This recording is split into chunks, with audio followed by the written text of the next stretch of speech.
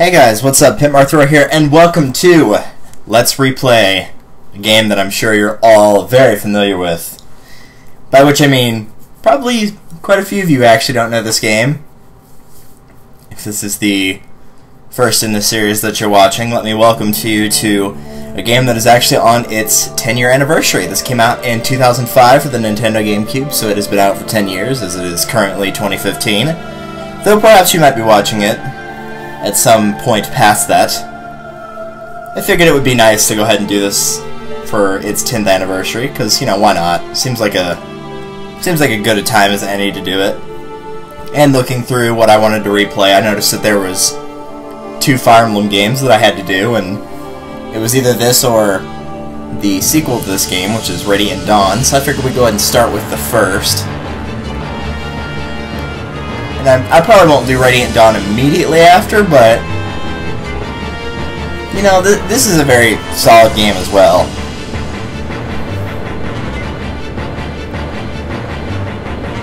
So I think I'll go ahead and just let the intro play here, and I'll be quiet for it.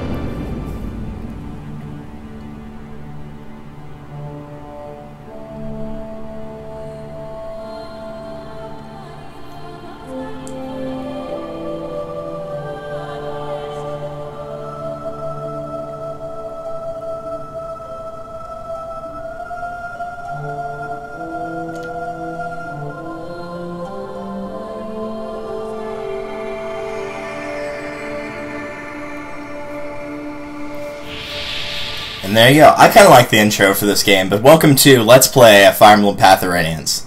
It really is a nice intro, because it's not like it doesn't have like this bold, bright music playing, and, you know, it's showing all the glory moments of the game. I kind of like the fact that it's very, you know, subtle. It's very quiet in what it's got. So, we've got a couple options here. It could restart a chapter, which, I don't know actually why that's selected. I guess it's because I had a file that I was playing relatively recently. Couple months ago. Copy a file, could delete it. I'm pretty sure I've got room for an LP file. A new game, and then our extras. So we're going to go ahead and start with a new game here. Yeah, I've got 3 open slots here. We'll start with this first one. So we've got 3 difficulty levels to choose from. We have easy, normal, and difficult difficulty. Yeah, that makes sense. Now, for the record, I have played this game on difficult. It's hard, but it's certainly not impossible. Like, if I tried to do Radiant Dawn on difficult mode, I would get destroyed. I could barely get through normal on Radiant Dawn. This game, it's not super hard, but if it's your first time playing, I would not recommend difficult. If you play it on easy mode, it does say it's for novices who want a little helpful advice. This is also going to depend on how much experience you get, but easy mode is going to be super easy. Like, you're going to be able to steamroll through most things. Normal's got a little bit of difficulty. You actually, you know, have to stop and think about what you're doing. It says it's for players that kind of already know the way around the game, so if you want a challenge and it's your first time playing, I would go with normal. Difficult might be locked by default, I don't remember, but like, if you want to just like go through the game and just pay attention to the story and not worry too much about, oh, I've got to make sure that all these players don't die, then easy is the option for you. So I'm going to go with normal playthrough. Like I said, I have done it on difficult, and I'll point out a few things about difficult, but for right now I'm just going to keep it on normal. And selecting our level up method. Now, if you have not beaten the game, this is not here. You've got 2 ways to level up, which is random and fixed. When you get random, your stats are improved randomly. And whenever it's a fixed level up, your characters will get improvements on their stats from leveling up based on that unit's strength. So if you have a character that's designed to be a very fast unit, when they level up, they're more likely to get speed upgrades than they would other stuff. Now, fixed is definitely what you want as opposed to random. If it's your first time playing, I believe you're going to get random, so that might be a reason to play on it easy so you can get the fixed level up. But even then, for the most part, I mean, it's not too big of a difference because of something I will explain as we get into the game, which is called, what would you call them? Level up percentages? Well, we'll get into that when we get into it, but I am going to go with fixed on this. And those are only 2 options. We are just going to jump right in here, starting with the Prologue Mercenaries. And this is one of the times you're going to get to see a cutscene. I am going to be quiet for it because the voicing is kind of quiet, so I might have to turn the volume up. So, I'm going to be quiet for this. Well, Ike, you had enough?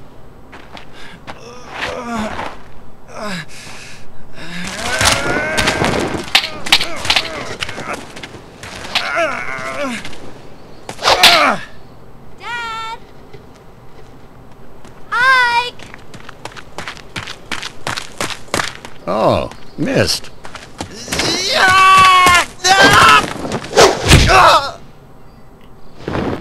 suck, Ike. Okay, now be quiet. Ike? Oh no!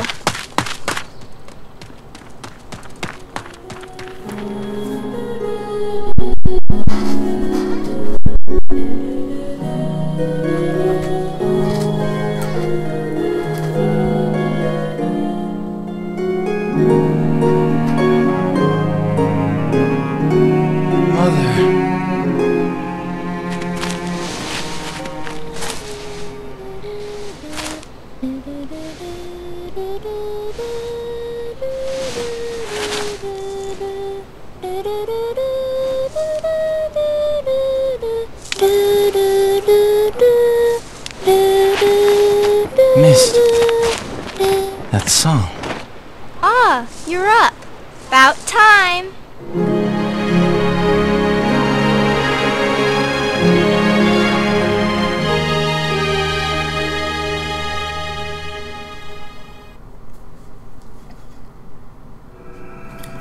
And there's your opening intro. So we've got our prologue here, Mercenaries.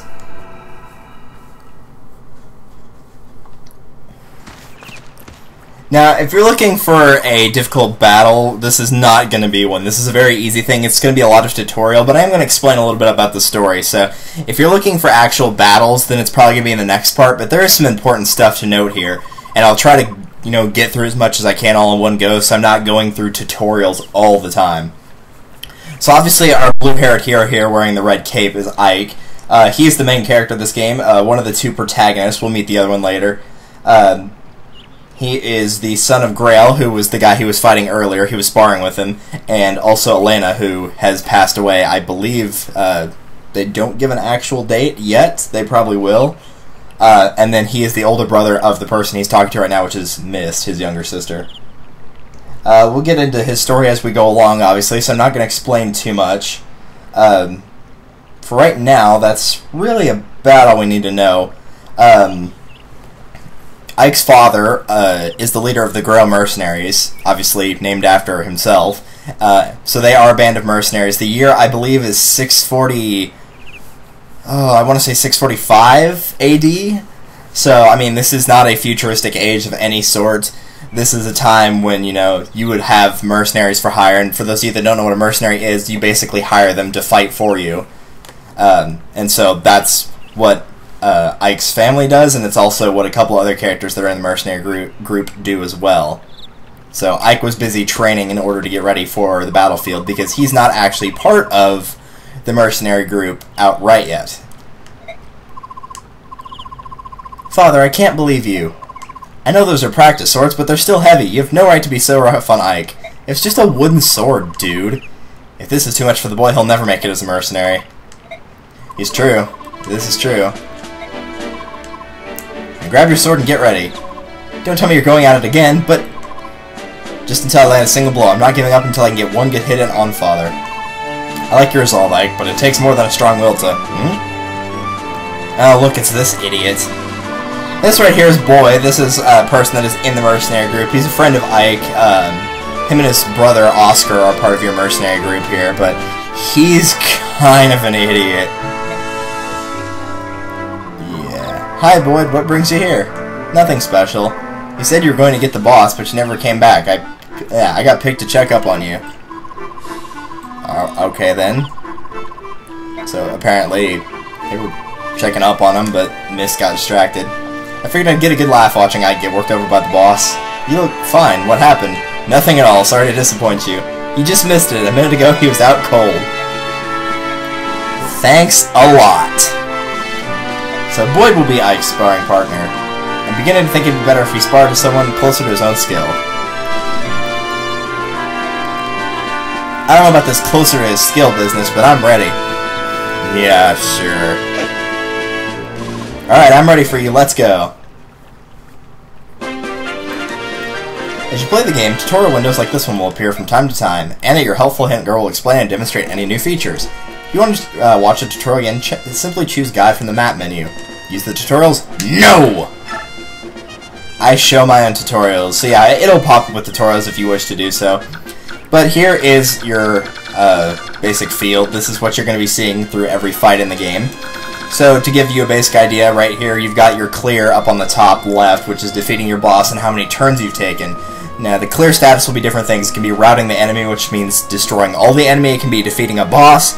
It can be sieging a specific spot. It'll be like a glowing orange spot, and you'll have to come up to it with Ike and then press C's in your command menu. So it can be a couple of different things. Your blue units are going to be your the characters that you control, and the red units are going to be the enemy units. So those are the ones that you want to defeat. There are other types, but we'll get into those when they actually show up, which won't be for a few chapters at least. You can also press start to get a better look at the map, so you can see your characters, which will be symbolized by the blue and red dots respectively. Now they've got waves coming off of them because Ike is the main character, and he's not allowed to die at any point in the game, or else he'll game over. And Boyd is the quote-unquote boss right now, so you can see that. You can see your turns and your funds in the top right. If you press A right here, it will tell you what the conditions are for victory and defeat. So if you will achieve victory by defeating the boss, and you will fail if Ike dies. Apparently, sparring is actually very hardcore, because Ike would actually die. He actually wouldn't. He would just say you're not ready to be a mercenary, and then you game over. He doesn't actually outright die, but the point still stands. Right here you can press X, which is showing right now, which is next unit. This will just move you to the next available unit. You can move your unit typically once per turn. There is an exception to that, but it's much later in the game. You can press Y when you're on a character to look at their stats. So Ike is a ranger unit, which I believe it says, highly versatile warriors dedicated to improving their martial skills. They wield swords with remarkable skill. You can see what level he's at and how many experience points he has. They'll level up once they gain 100 experience points. Here's his HP. The first 19 that is not green is how much he has currently, and then the green one is how much he has overall. Right here you've got his movement, which is how many spaces he can move per turn. The weight, which is basically you have the option to shove other units. You have to have a higher weight on the person you're shoving with in order to be able to do that, which you don't really shove that much, so you're probably fine.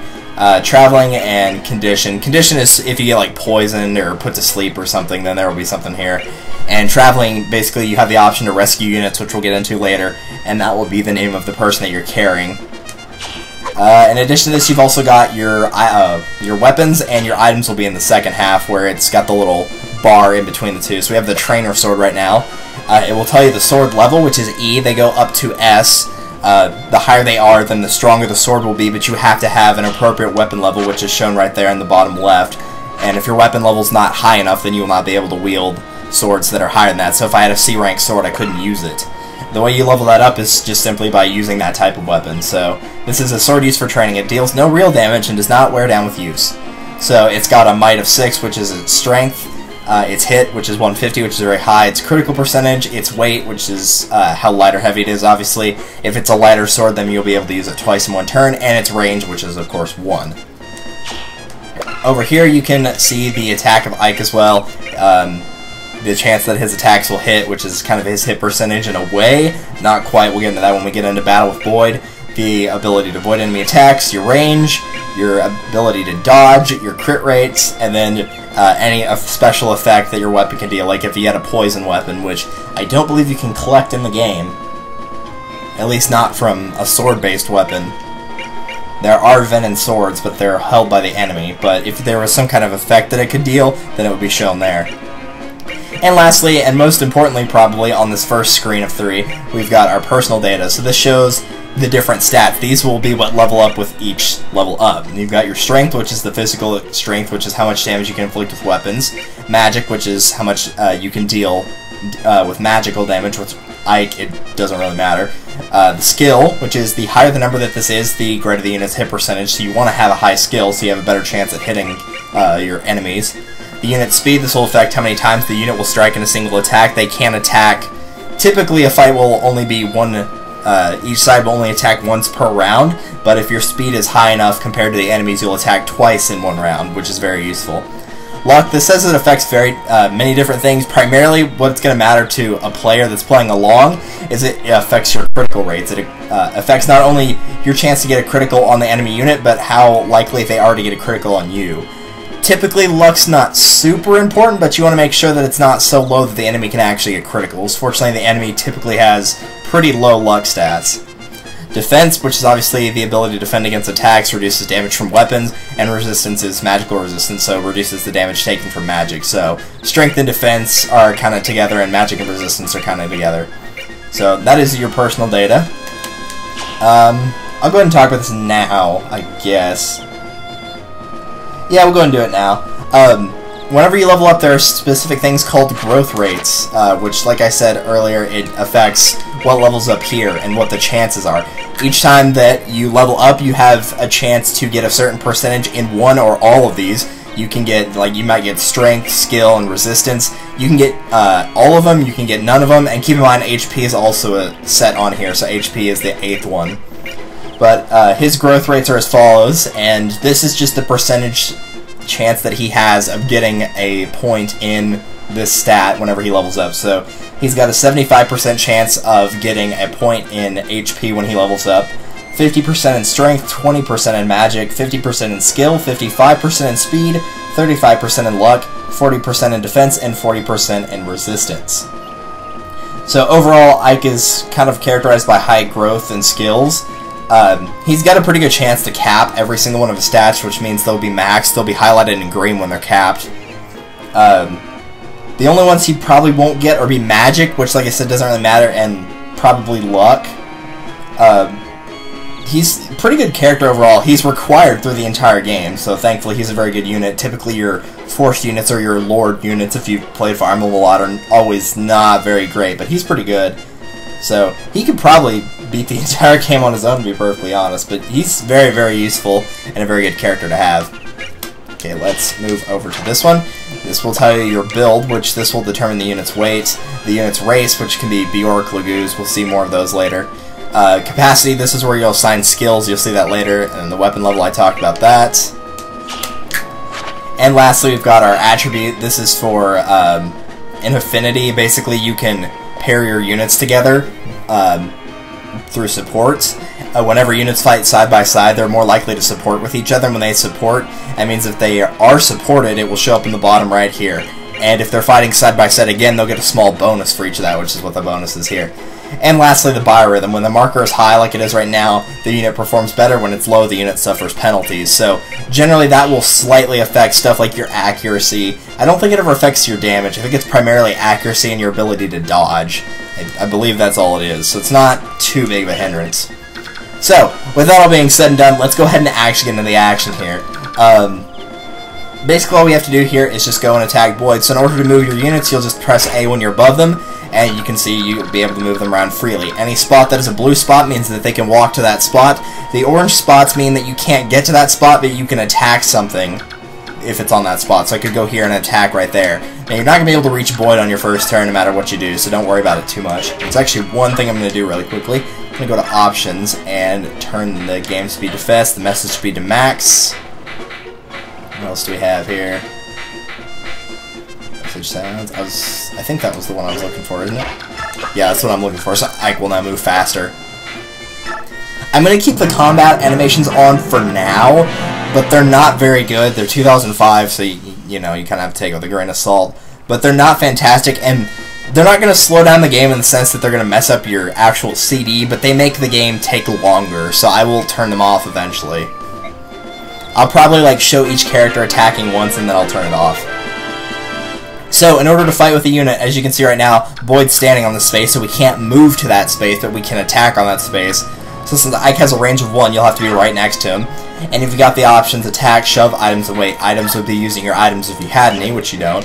Wait would end your turn, which is what I did earlier. Once all your units have been moved, then your turn will end. But if you go to an empty spot and hit A, you can just go to end and end your turn automatically. If you don't want to move every single unit or just have them stand still and wait, then you could do it that way as well. So we're going to go ahead and attack Boyd with the trainer. Now, right here we've got our stat board. Ike is all the stats that are outlined in blue, and Boyd's are the ones that are outlined in red, as you can see. So you've got the HP of both characters, the MT, which stands for, I believe, might is technically what it's called, or strength, which is basically how much damage you're going to do to your opponent. Hit, which is your hit percentage, that's based anywhere between 0 to 100%, so they're both guaranteed to hit each other. And critical percentage, which is also 0 to 100%. Critical is the percent chance at obviously getting a critical hit, which will multiply your damage by 3. So criticals are very nice to get. They're not going to happen in this fight though because it's impossible. The weapons that they have are guaranteed not to. You'll also notice that there is a little arrow pointing up on Ike's weapon and an arrow pointing down on Boyd's. That's part of something called the weapon triangle. It's basically a rock, paper, scissors effect. Swords are usually have a better advantage in battle whenever they're competing against axes. So swords beat axes. Axes will beat the third type of weapon, which is lances, and lances will beat swords. This isn't always the case. Sometimes stats will simply overpower another unit. But basically, the idea is that if you have, if you had an axe user and a sword user and you're going up somebody with a lance, you'd probably want to use the axe user. That's all it is. It's not required, but sometimes it is helpful to have. So in order to determine your attack and defense stat right now, what you've got is... It's kind of an annoying combination, so I wouldn't pay too much attention to it. I would just go up and actually look at the stats here. But if you want to know how the 9 showed up on his attack, Ike's got 5 strength right now, and his trainer's got 6 might on it. Yeah, is it 6? Well, it said 11 right there. That's interesting. I guess that's right. It's pretty close anyway. So the strength on Ike is 5. The trainer has 6 might, so that brings it up to 11. But you have to keep in mind Boyd's defense, which is 3. That brings it down to 8. So that's a little bit off. But it might be because Boyd's level 2. I'm not actually sure why. It's kind of weird. But either way, that's basically how it works. I wouldn't actually go in and calculate it by the enemy stats. I would go up and look at the stats here on the stat board and see what they were. So we're going to go ahead and press A again to attack him. And you get to see some lovely GameCube animation. Yeah, like I said, it's not very good, but, the sequel to this game, Radiant Dawn's got pretty good graphics for it, but it's not really about the graphics while fighting. And Miss cheers Ike on, ever the nice sister. Ike holds his sword rather strangely in this game. Now, when the enemy phase shows up, Boyd's not going to do anything. He's just going to taunt you, and then it'll go back to your turn. So just go ahead and attack him again. It's impossible to lose to Boyd unless you unequipped your weapon or threw it away or something. He is going to hit you once, no matter what you do. You can't get around that, but you're not going to lose to him either. So as you can see, the experience went up higher when I actually defeated the enemy. When you attack them, you will get some slight experience, but defeating them is where the chunk of your experience comes from. That wasn't too bad. Boyd, you're such a loser. He really is. He's not very good. I would not recommend using Boyd. I know what characters I like to use. I've used Boyd before. I've used every character in the game, and I've gotten them to their max level, so I can say these with confidence. Your swordsmanship was decent enough. Don't forget how it felt. It won't always be this easy. That is true. So now it's time to face Grail. But before that happens, Mist will show up, and she'll give you a Vulnerary. This is your basic healing item. It will restore 10 HP each time you use it. Keep in mind, though, if you use an item, that you're not going to be able to attack that turn. You can move and use an item, but you can't move, use an item, and then attack. You have to either attack or use the item, so... Right now, Grail gives you some advice, saying always take time to heal your wounds in battle, even small ones. By the time you think you're in trouble, it's probably too late. Don't get into that situation. Yeah, isn't that the truth? Now, Grail's actually going to attack you. He can beat you. His stats aren't fantastic right now. He's actually what's considered a hero unit, a professional soldier of unsurpassed skill. He wields both swords and axes. I'm not going to get into his stats because his don't matter, and Boyd's we'll see later when we're actually using him, or, he's in a map on our side. But Grail will actually come and attack you, so you have to watch out for that. If you go up and attack him, you can get a look at the stats again. You'll do 9 damage to him, he'll do 6 to you. But he will attack you next turn, so he'll do 6 damage, that would bring me down to 5, and then he'd attack me again, and it would be game over because I'd lose. So I would recommend moving Ike over here, but not attacking. Don't use your item just yet, because I said it restored 10 HP, you'd only be getting 8 back right now, so just heal after he attacks you to get the full effect out of the Vulnerary. Sometimes you'd want to have the full health, sometimes you want to get the most out of your healing items. It kind of depends on your situation. In this case, I would just go ahead and wait. And you don't have to move next to Grail. He will come and attack you. If you move out of his range, he won't be able to get you on this first turn, but that's kind of up to you.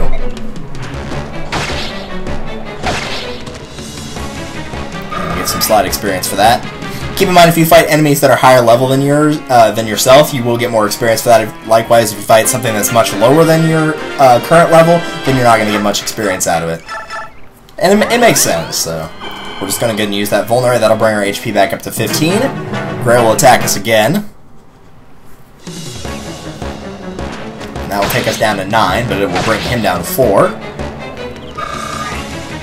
We're getting pretty close to level, so by defeating Grail here, we will actually get our level. So we go and attack. And as you can see, he's got 4 HP, 9 strength against 4 HP. It's not a difficult battle since you're guaranteed that all players are going to hit their opponent, so... And just like that, Grail has been defeated. Of course, he obviously wasn't trying very hard, since he's the captain of the mercenary unit and a trainee just beat him.